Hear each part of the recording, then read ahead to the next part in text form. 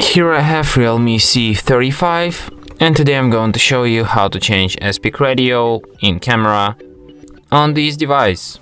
So first let's open camera, tap on the gear icon to access its settings, and here in picture size you can change its aspect ratio.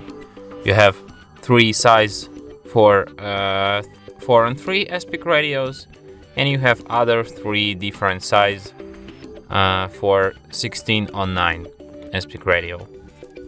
So basically you only have two aspect ratios, 4 and 3 or 16:9. And that's it. Thanks for watching. If you find this tutorial useful, don't forget to hit that like button and subscribe to our channel.